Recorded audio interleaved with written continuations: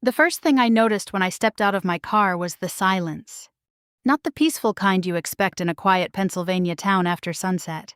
This silence felt wrong, heavy, like the house itself was holding its breath. My grandfather, Arthur Bennett, had lived in that white 2-story home on Maple Hollow Road for nearly 60 years. Every winter, no matter how cold the night got, you could always see warm, yellow light glowing through the living room window from halfway down the road. But that night, the house was completely dark. I stood there for a moment in the freezing wind, staring at the black windows. My breath drifted through the air in pale clouds while I tried to convince myself there was a simple explanation. Maybe the power had gone out. Maybe Grandpa had gone to bed early. Maybe I was overreacting. I pulled out my phone and called him again. Straight to voicemail. The same thing that had happened every time I tried to call for the last 3 days. That was the reason I had driven 2 hours through the snow that night in the first place. 3 days without hearing from him. 3 days of unanswered calls. And then Mrs. Halpern, the neighbor who lived across the road, telling me she hadn't seen him outside all week. That was when the uneasiness turned into something stronger. Fear. I walked up the porch steps slowly and reached for the door handle. The front door wasn't locked. That alone sent a chill through me that had nothing to do with the weather. When I pushed the door open, a wave of cold air hit my face so sharply it felt like stepping into an abandoned building. The house was freezing. The lights were off. The heater was silent. For a moment I couldn't see anything except shadows. Then my eyes adjusted to the faint glow from the streetlight outside. And that's when I saw him. My grandfather was lying on the living room floor. For one terrifying second, my heart stopped. Grandpa? I rushed across the room and dropped to my knees beside him. His skin was cold. Not just cool from the winter air, but cold enough to make panic rise in my chest. Then his eyes fluttered open. Relief crashed through me so hard my hands started shaking. Hey, I'm here, I said quickly, helping him sit up. He blinked slowly like someone waking from a long sleep. Daniel, he murmured. Yeah, it's me. I helped him onto the couch and wrapped a blanket around his shoulders. Only then did I notice the thermostat on the wall. 46 degrees. 46. In the middle of January. I hurried to the hallway and turned the heating system back on. A low mechanical hum filled the house as the furnace finally came to life. When I came back to the living room, Grandpa was leaning against the couch cushions, still wrapped in the blanket. You okay? I asked. He nodded faintly. I must have gotten dizzy, he said quietly. I grabbed another blanket from the closet and draped it over him. The house was still painfully cold, but at least the heater was running again. For a few minutes, neither of us spoke. I could feel the anger building slowly in my chest, because there was one question I couldn't ignore. Where were my parents? My father and mother had been staying with Grandpa for the last month while they sorted out what they called family business. So why was he alone? And why was the house freezing? I walked into the kitchen looking for answers. The refrigerator was nearly empty. A carton of milk, a half loaf of bread, and a container of leftovers that looked days old. The sink held a single glass. That was it. Then I saw the paper on the counter. A single sheet of white printer paper. My father's handwriting. Gone to Florida for a couple weeks. Don't worry about the house. Everything's handled. No explanation. No phone number. No mention of leaving an 88-year-old man alone in the middle of winter. I stood there staring at the note, feeling my jaw tighten. When I walked back into the living room, Grandpa was staring at the ceiling. Dad and Mom left, I asked quietly. He nodded. They said they had some things to take care of. My stomach twisted. They just left you here. He didn't answer right away. Instead, he slowly turned his head toward me. They brought some papers with them before they left, he said. What kind of papers? He frowned slightly like he was trying to remember something clearly. Your father said they were insurance forms, he replied. Insurance? He nodded again. Said the bank needed updated paperwork for the house. I felt a cold feeling creep through my chest that had nothing to do with the temperature. And you signed them, I asked carefully. Grandpa looked down at his hands. Yes. How many? 4, maybe 5 pages. I swallowed. Did you read them? He shook his head slowly. Your father said there was no need. The room fell silent again.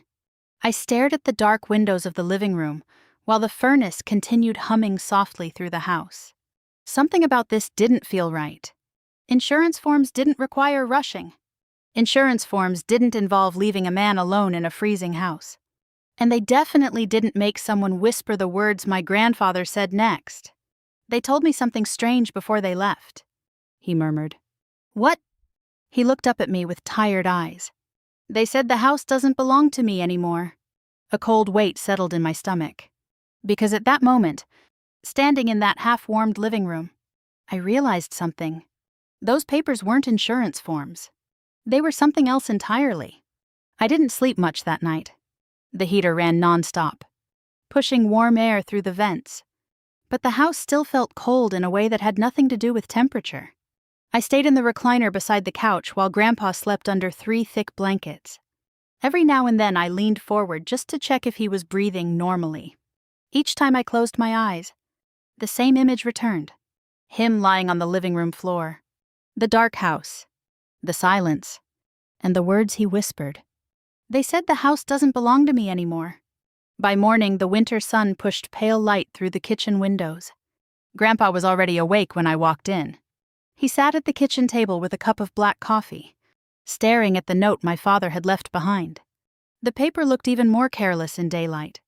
Gone to Florida for a couple weeks. Don't worry about the house. Everything's handled. Grandpa didn't look up when I entered the room. Did you sleep? I asked. Some, he said quietly. I sat across from him and folded my hands on the table. Grandpa, I said gently, I need you to tell me exactly what happened before Mom and Dad left. He was quiet for a moment. Then he nodded slowly. They came 3 days ago, he began. Both of them. Yes. He rubbed his hands together like he was trying to warm them. Your father said he needed to go over some paperwork with me. What kind of paperwork? Insurance, he said again. That's what he called it. I waited for him to continue. They spread the papers out on the dining room table, he said. Your mother kept saying it was just routine. Routine for what? The house. My stomach tightened. Grandpa kept talking slowly, trying to remember the details. They said the bank wanted updated documents. Something about protecting the property. That explanation sounded rehearsed. Too smooth? And then, I asked. They asked me to sign. How many pages? 4 or 5. He looked embarrassed when he said it. I didn't read them, he added quietly. Why not? Your father said there was no need. The words hung in the air. Because that was the part that didn't make sense. My grandfather wasn't careless. He had built this house with his own hands almost 60 years ago. He handled every repair, every bill, every decision. But he trusted people, especially family, and that trust could be used against him. After breakfast, I told Grandpa to rest while I looked around the house. If my parents had brought paperwork, there had to be something left behind. The dining room table was empty, but the chairs were slightly out of place, like people had rushed away from it. I searched the drawers of the sideboard. Nothing. Then I walked down the hallway toward the small office Grandpa used to keep his records. The room smelled faintly of old paper and dust. I opened the top drawer of the desk first. Old envelopes. Utility bills. Tax forms. Nothing unusual. The second drawer held photo albums. But when I pulled open the bottom drawer, I noticed a thin blue folder tucked behind a stack of papers. My heartbeat quickened as I pulled it out. Inside were several loose documents. Most of them looked like copies, but one page immediately caught my attention.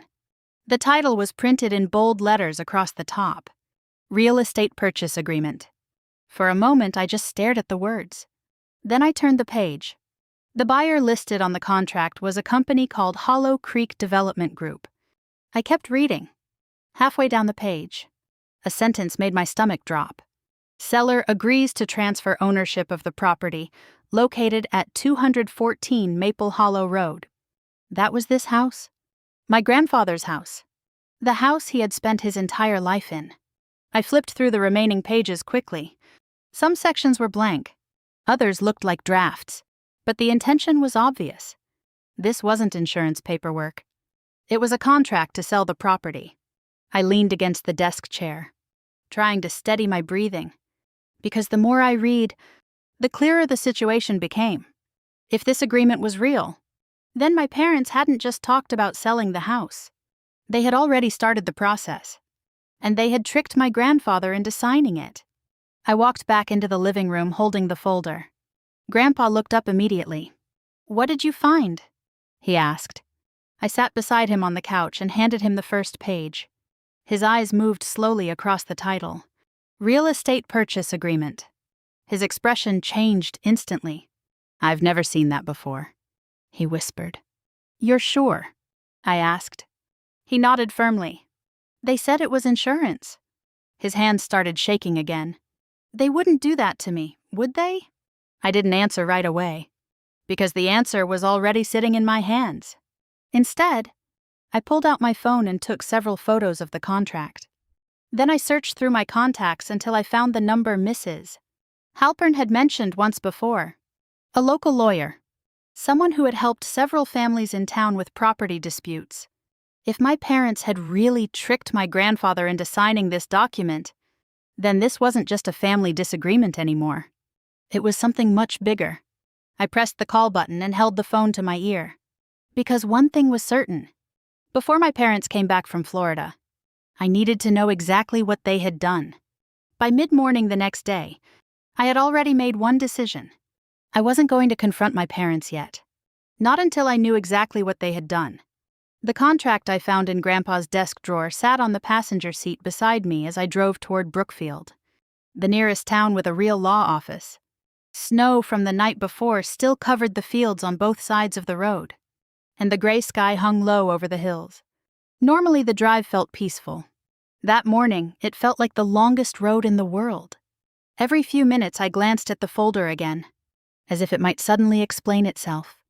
But the words printed across the top of the page were still the same. Real Estate Purchase Agreement. If my parents had truly convinced Grandpa to sign something like that without telling him what it was, then this wasn't just a family argument. It was deception. And possibly something worse. The office of Samuel Carter sat on the corner of Brookfield's small main street, between a hardware store and an old diner that smelled like burnt coffee and bacon grease. The building looked older than most of the houses in town. Inside, the waiting room felt like stepping 20 years into the past. Brown leather chairs, a wooden reception desk, and framed law degrees hanging on yellowing walls. A woman behind the desk looked up as I walked in. "Can I help you?" she asked. "My name is Daniel Bennett," I said. "I called earlier about a property contract." She nodded immediately. "Mr. Carter asked me to send you right in." Apparently the photos I had sent him earlier had already caught his attention. Samuel Carter's office was small but organized. Shelves filled with legal books lined the walls, and a wide wooden desk sat near the window. The man behind it stood as I entered. He looked to be in his early 60s, tall and lean, with silver hair and the calm posture of someone who had spent decades listening to other people's problems. "You must be Daniel," he said. "That's me. Let's take a look at what you brought." I handed him the blue folder. For nearly a full minute he said nothing. He simply flipped through the document slowly, reading each page carefully. The silence in the room felt heavier with every second. Finally, he leaned back slightly in his chair. "How old is your grandfather?" he asked. 88. And these papers were presented to him as insurance forms. "Yes." He tapped the contract lightly with his pen. "In that case," he said calmly, "we may have a problem." My stomach tightened. "What kind of problem?" "This isn't a listing agreement," he explained. "It's a purchase contract, meaning the property wasn't just being offered for sale. It had already been promised to a buyer." He flipped to the final page. "Your grandfather's signature appears here." Then he pointed at the bottom corner of the page. "But there should also be a witness signature and a notary stamp." He looked up at me. "I don't see either." For the first time since the night before, a small wave of relief moved through me. "So the contract isn't valid?" I asked. He raised a finger. "Not necessarily. That answer wasn't what I wanted to hear." He explained that property contracts could still create legal complications even if parts of the documentation were incomplete, especially if money had already changed hands. "In other words," he said, "if the buyer believes this agreement is legitimate, they could try to enforce it." The idea made my chest tighten. So someone could try to take the house even if Grandpa didn't understand what he signed. Samuel nodded slowly. "That's why situations like this become complicated." He leaned forward again and studied the signature carefully. "Did your grandfather read the document before signing it?" he asked. "No." "Was anyone else present when he signed?" "Just my parents." Samuel Carter sat back in his chair. "That's exactly what I was afraid of." "What do you mean?" "If your grandfather was misled about what he was signing," he said, "that could qualify as misrepresentation. And that invalidates the contract." "It can," he replied. "But proving it may require evidence." The room fell quiet again. Then he closed the folder. "The good news," he said, "is that your grandfather still owns the house right now." Relief spread through my chest. But his next words tightened it again. "The bad news is that if the buyer decides to push the contract forward, this could become a legal fight." He stood up and walked to a shelf filled with county record binders. "Let me ask you something," he said. "Has your grandfather ever placed the property in a trust?" I shook my head. "Not that I know of. Sometimes older homeowners prepare estate protections years in advance," he explained. "Wills, trust agreements, legal safeguards." He turned back toward me. "If anything like that exists, it could change the situation entirely." I thought about that for a moment. Then a memory surfaced. Something my grandmother had said years ago during a Thanksgiving dinner. She had looked around the table and said quietly, "This house should never leave the family." At the time it sounded sentimental. Now it sounded like a warning. "There might be something," I said slowly. Samuel raised an eyebrow. "What kind of something?" "I'm not sure," I admitted. "But my grandmother once mentioned a document she kept hidden in the house." Samuel Carter nodded thoughtfully. "Then that's the first place we should look. Because if that document existed, it might be the one thing my parents never expected anyone to find." By the time I drove back to Maple Hollow Road, the sun was already sinking behind the hills. The house looked the same as it always had. White siding, a long front porch, the old oak tree standing beside the driveway like it had been guarding the place for decades. But something about it felt different now. Not because the house had changed. Because I parked in the gravel driveway and sat there for a moment staring at the front door. 2 days earlier, I had walked through that door and found my grandfather lying on the floor in a freezing house. Now I was walking back in with a new question burning in my mind. Did my grandmother leave something behind that could stop all of this? When I stepped inside, the warmth hit me first. The furnace was running steadily now, filling the rooms with the soft hum of warm air pushing through the vents. Grandpa was sitting in the living room wrapped in the same wool blanket, reading a small book. He looked up as soon as he heard the door. "You talked to the lawyer?" he asked. I nodded and hung my coat on the rack. "He looked at the contract," I said. "And he thinks we might be able to stop it." Grandpa exhaled slowly, like a man who had been holding his breath for hours. "But we need more information," I added. He nodded quietly. Then I asked the question that had been sitting in my head ever since leaving Brookfield. "Grandpa, did Grandma ever leave any documents about the house?" For a moment he didn't respond. Instead, he stared at the floor like he was searching through old memories. "Your grandmother was always the careful one," he said finally. I believed that immediately. My grandfather built things with his hands. My grandmother built plans. She handled the bills, the taxes, the paperwork, and every legal detail that came with owning property. She thought ahead. Years ahead. "Did she ever mention something like a trust?" I asked. Grandpa frowned slightly. "Maybe," he said. Then his eyes slowly moved toward the hallway that led to the bedrooms. "There might be something," he murmured. He stood slowly and walked down the hallway. And I followed him. The bedroom he had shared with my grandmother still looked almost untouched. The same quilt on the bed. The same framed photo from their wedding day on the dresser. Even the same floral curtains that my grandmother refused to replace for 20 years. Grandpa walked to the dresser and pulled open the bottom drawer. He moved aside a stack of folded sweaters and old notebooks. For a moment I wondered if the memory had faded with time. Then his hand stopped. Hidden beneath the sweaters was a long cream-colored envelope. Dust covered the edges. But the handwriting on the front was clear. My grandmother's. Across the front were 6 words written in careful blue ink. "For Arthur, open only if necessary." Grandpa held the envelope in his hands for several seconds before opening it. Inside were 2 pieces of paper, a folded document, and a handwritten letter. He handed me the letter first. I recognized my grandmother's handwriting instantly.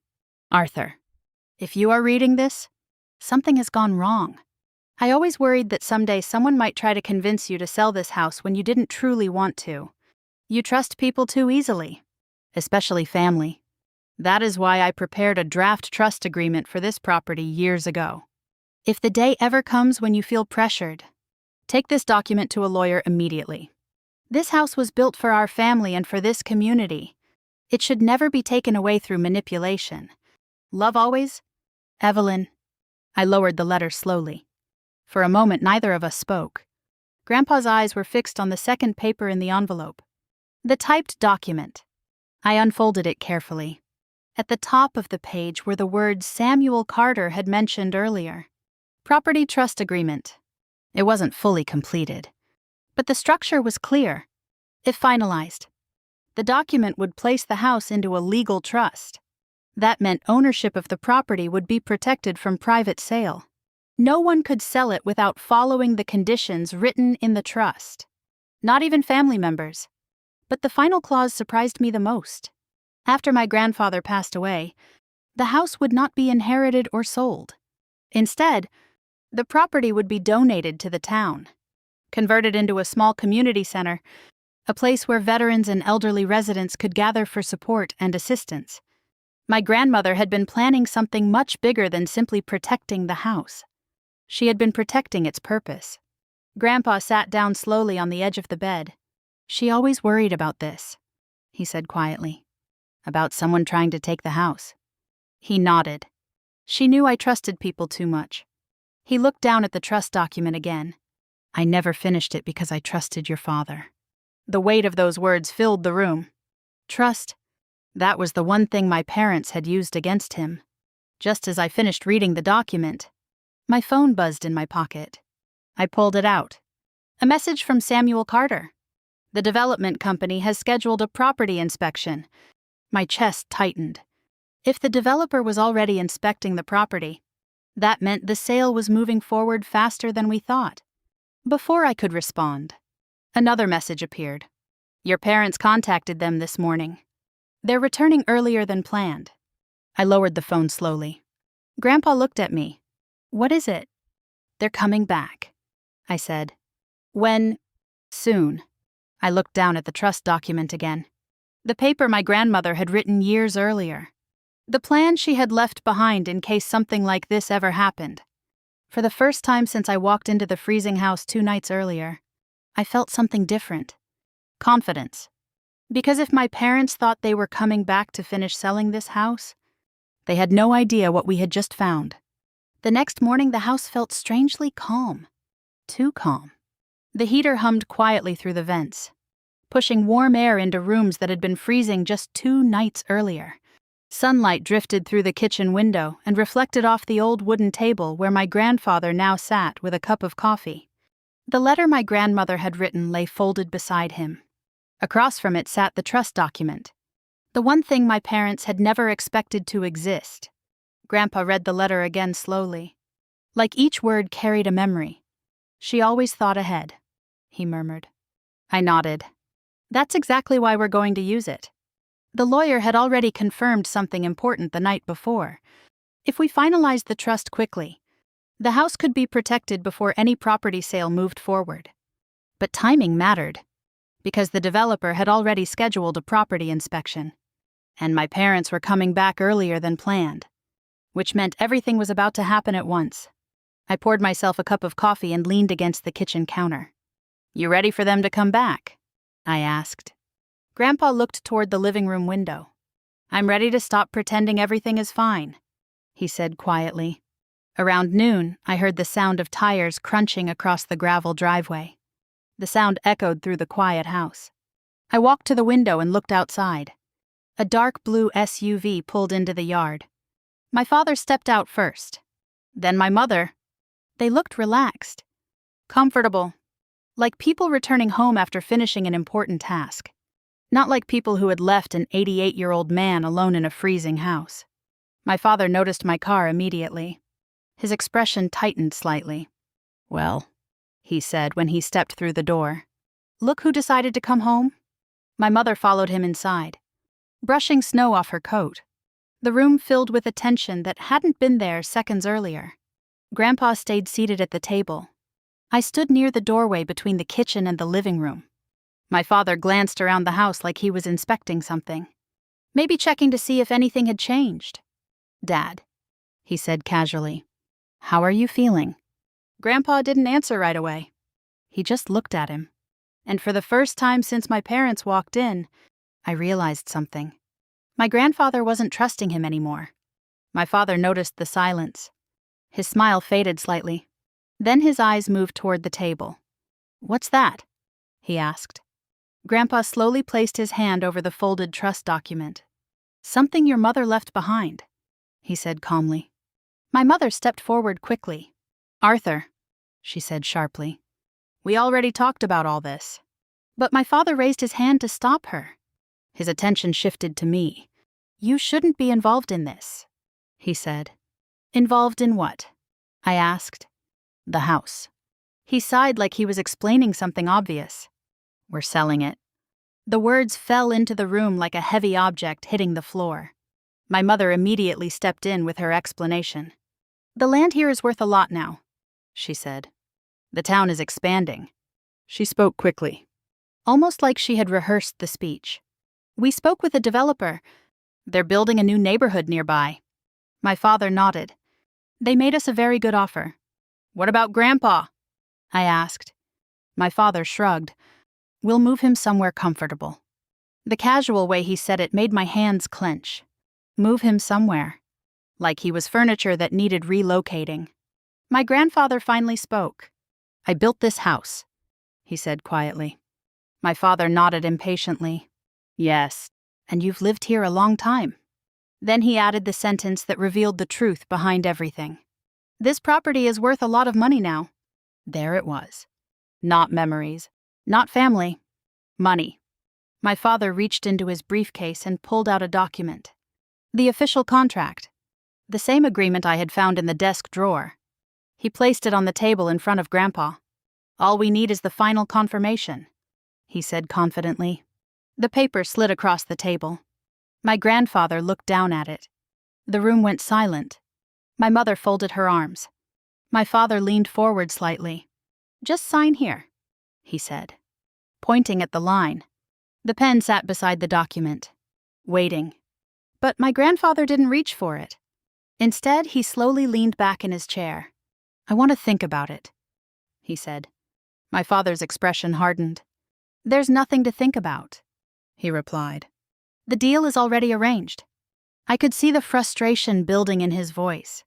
My mother added softly, "The developer is already preparing the inspection." I watched my grandfather carefully. For a moment, his hand moved toward the contract. Then it stopped. His eyes shifted toward the hallway, toward the bedroom where my grandmother's letter now rested safely in the drawer. And he pulled his hand back. "I said, I need time," he repeated. The tension in the room grew heavier. My father ran a hand through his hair. "This is ridiculous," he muttered. Then he turned back toward Grandpa. "We're finishing this today." He pushed the contract forward again. "Just sign it." The pen rolled slightly across the table. But my grandfather didn't move. The silence stretched longer than before. And in that silence, I made a decision. Instead of arguing, instead of revealing anything too early, I quietly stepped into the hallway and pulled out my phone. My message was short. "They're here." A few seconds later, my phone buzzed. Samuel Carter had replied, "Good.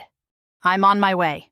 I slipped the phone back into my pocket and walked calmly back into the dining room. My father looked up. "What's so funny?" he asked. I hadn't even realized I was smiling. But now that I noticed it, I couldn't stop. Because for the first time since I walked into this house 2 nights earlier, I knew something my parents didn't. They thought the deal was already finished.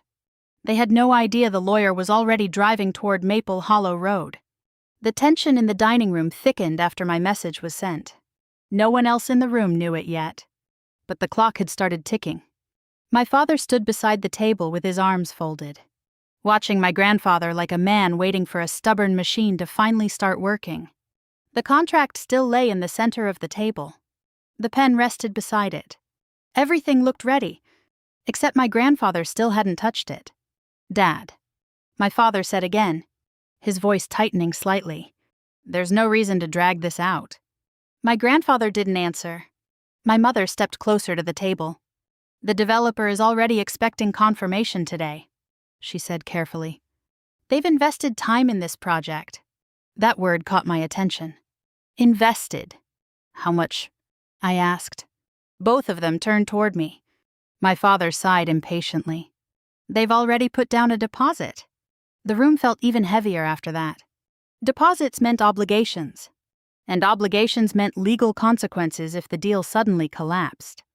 My father continued explaining as if he were giving a business presentation.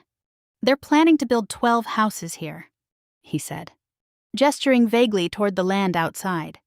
"The whole area is expanding." He pointed toward the window. "This property connects the entire project."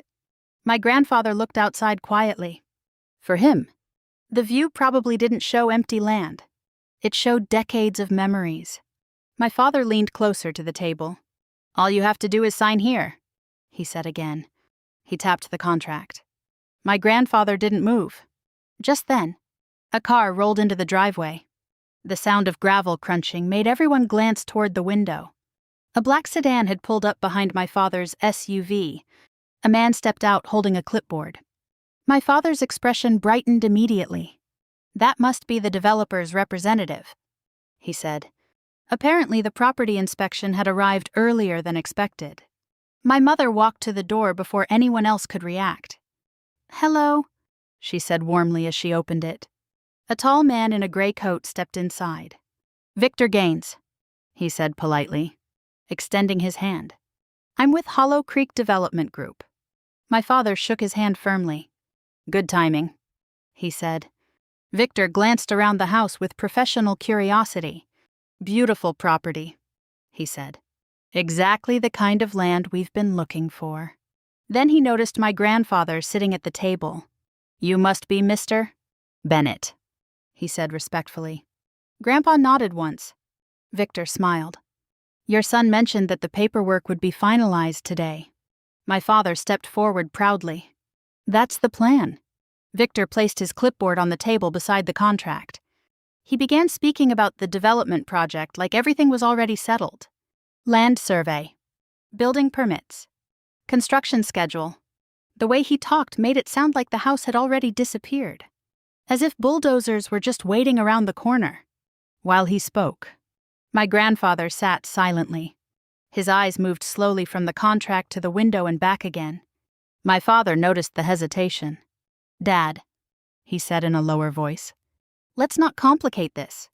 My mother nodded. "This is the best option for everyone." Victor looked slightly uncomfortable, sensing the tension but trying to remain polite. "This is just a standard confirmation signature," he said. "We simply need the owner's approval so the project can move forward." My father slid the contract even closer. "Go ahead," he said. The pen rolled slightly toward my grandfather's hand. For a moment his fingers twitched, but then he leaned back in his chair instead. "I want to think about it," he said quietly. My father's patience cracked.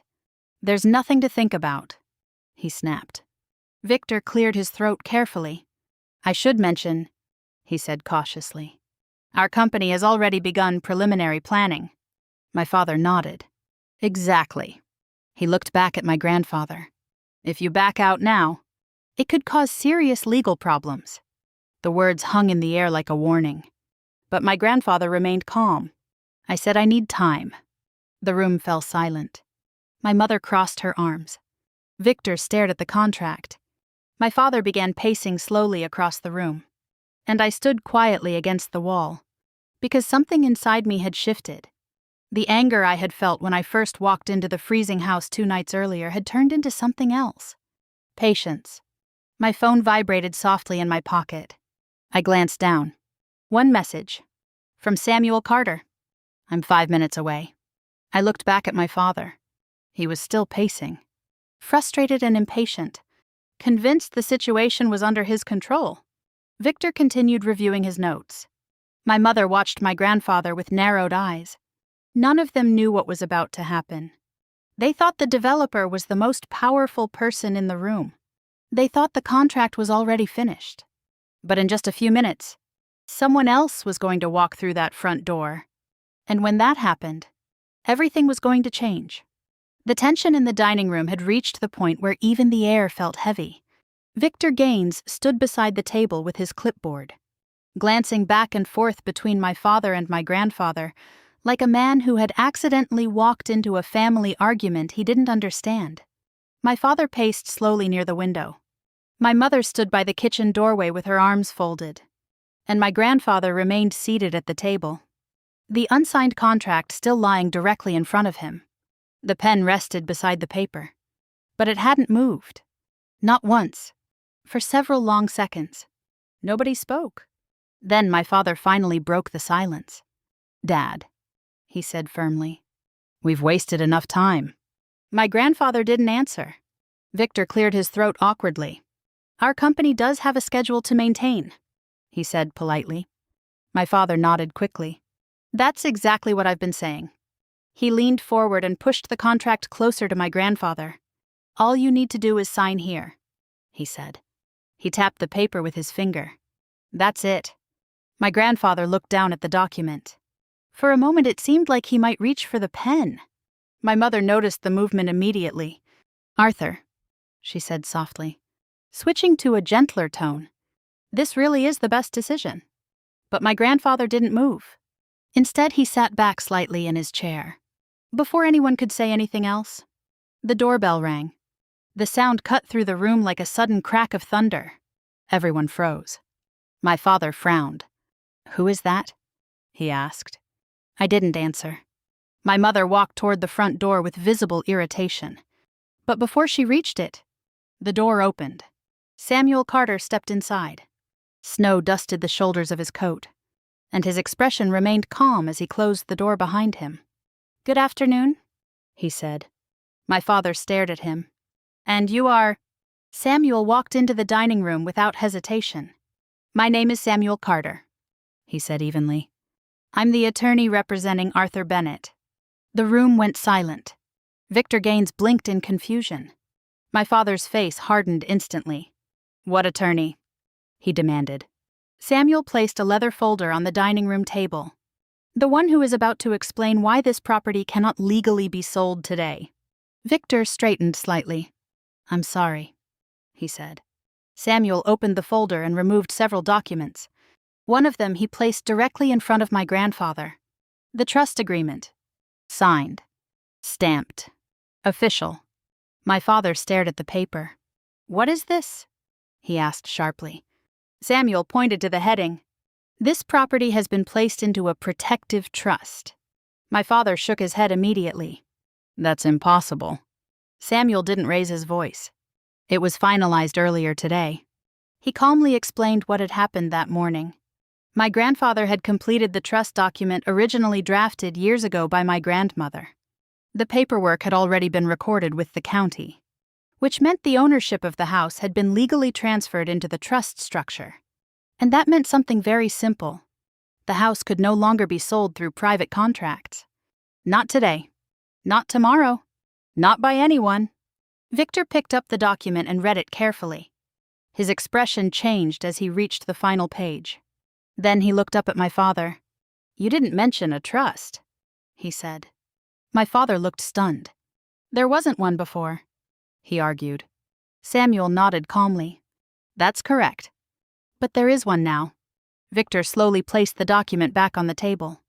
"This complicates things," he said. My father turned toward Samuel angrily. "You can't just show up here and stop a sale." Samuel tapped the original purchase contract lightly with his pen. "There's another issue with this document as well." Everyone looked at him. "This agreement appears to have been signed under misrepresentation." My father's face turned red. "What are you talking about?" Samuel remained calm. "Your father believed he was signing insurance paperwork." Victor's expression darkened immediately. "Is that true?" he asked. No one answered. The silence was answer enough. Victor closed his clipboard slowly. "In that case," he said carefully, "our company will need to reconsider this transaction." My father looked like someone had just pulled the ground out from under him. "You can't just walk away," he said. Victor shrugged slightly. "We don't pursue projects with unresolved legal questions." He nodded politely toward my grandfather. "Mr. Bennett." Then he gathered his papers. Just like that, the deal was collapsing. My father stood frozen beside the table. My mother looked pale, and my grandfather simply sat quietly, watching the entire moment unfold. Samuel closed his folder and placed it back under his arm. My father finally turned toward me. "You did this," he said bitterly. I didn't deny it, because in that moment I wasn't thinking about revenge. I was remembering the night I walked into the freezing house and found my grandfather lying on the floor. Samuel nodded respectfully toward my grandfather. "The property is protected now," he said. Grandpa looked down at the table for a moment. Then he lifted his head and spoke quietly. "This house was never for sale." And for the first time since my parents had walked through the door that afternoon, they finally understood that the decision had never been theirs to make. After the lawyer finished speaking, the room stayed silent. Not the tense silence from earlier, when everyone was waiting for my grandfather to sign the contract. This silence felt different. Final. Victor Gaines was the first person to move. He slowly closed his clipboard and exhaled like a man who had just realized he was standing in the middle of a deal that had suddenly collapsed. "Well," he said carefully, "I think our company will need to reevaluate this situation." He glanced once more at the trust document on the table. The official county stamp sat clearly at the bottom of the page. There was no arguing with that. Samuel Carter nodded politely. That would be the responsible decision. Victor looked at my grandfather. "Mr. Bennett, if circumstances ever change, feel free to contact us." Grandpa gave a quiet nod. But everyone in the room knew the truth. Circumstances were not going to change. Victor gathered his paperwork and walked toward the front door. As he passed my father, the tension between them was obvious. Earlier that afternoon, my father had spoken like the deal was guaranteed. Now the buyer was leaving without even shaking his hand. A moment later, the door closed. The developer was gone. And with him went the last illusion that this house could be taken away. The room felt heavier after that. My father stood near the dining room table, staring at the trust document like it had personally betrayed him. My mother looked pale. "You went behind our backs," she said quietly to my grandfather. Grandpa lifted his eyes and looked at her. "No," he replied calmly. "You went behind mine." The words landed harder than any argument, because they were true. My parents had tried to pressure him into signing something he didn't understand. They had left him alone in a freezing house, and they had assumed nobody would stop them. Samuel Carter gathered the remaining paperwork. "Arthur," he said gently, "the trust is now fully recorded with the county." Grandpa nodded slowly. "That means the property is legally protected." My father finally spoke again. "So that's it?" he asked bitterly. "The house is just locked away forever?" Samuel shook his head. "Not exactly." He opened the trust document again and pointed to the final section. "The property remains Arthur's residence for the rest of his life." Then he moved his finger down the page. "And after that, the property becomes part of a community trust." My mother frowned. What does that mean? My grandfather answered before the lawyer could. It means the house belongs to the town. They both stared at him. Grandpa looked around the room slowly. At the wooden walls he had painted himself. At the fireplace where my grandmother used to hang Christmas stockings every winter. At the windows that looked out over the land he had worked his entire life to maintain. This house gave our family everything, he said quietly. Now it can give something back. Samuel explained the final part of the trust. After my grandfather passed away, the property would be converted into a small community center, a place where veterans and elderly residents in the town could gather for support, a place that could help people who needed assistance, the same way this house had once helped raise a family. My father shook his head in disbelief. "You're giving it away?" he asked. Grandpa looked at him calmly. "No," he said. "I'm protecting it." The difference between those two words hung in the air. My father reached for his car keys. He didn't argue anymore, didn't shout, didn't threaten lawsuits. He just looked tired. "Come on," he said quietly to my mother. She hesitated for a moment, then followed him toward the door. Neither of them looked back. The sound of their car starting outside echoed through the house. A few seconds later, the SUV disappeared down Maple Hollow Road. Just like that, the fight was over. Samuel Carter packed his briefcase and shook my grandfather's hand. "You did the right thing," he said. Grandpa smiled faintly. "No," he replied. "My wife did." When the lawyer left, the house felt peaceful again, for the first time since I had arrived. The tension that had filled the rooms was gone. Grandpa slowly walked into the living room. He stopped beside the old fireplace. A framed photograph of my grandmother sat there. She was smiling in the picture the way she always did when she believed everything was going to work out. "She knew," Grandpa said quietly. "Knew what?" I asked. "That someday someone might try to take this place away." He rested his hand gently on the mantel. "She just didn't know who." We sat together in the kitchen later that evening while the heater hummed softly through the house. The same kitchen where my grandmother used to cook Sunday dinners. The same house that had nearly been sold 2 days earlier. And as I looked around that familiar room, something finally became clear. This story had never really been about revenge. It was about responsibility. About protecting the people who once protected you. About remembering that family isn't defined by property or inheritance. It's defined by loyalty. Now, I'm curious about something. If you had walked into that house and found your grandfather lying alone on the floor the way I did, what would you have done? Would you have confronted your parents immediately? Or would you have waited and let the truth come out the way we did? Tell me in the comments. And if stories about family, justice, and standing up for the people who raised us mean something to you, make sure you stay here with us. Subscribe to the channel so you don't miss the next story. Because sometimes the most important battles in life don't happen in courtrooms or boardrooms. Sometimes they happen in the quiet rooms of the homes we refuse to give up.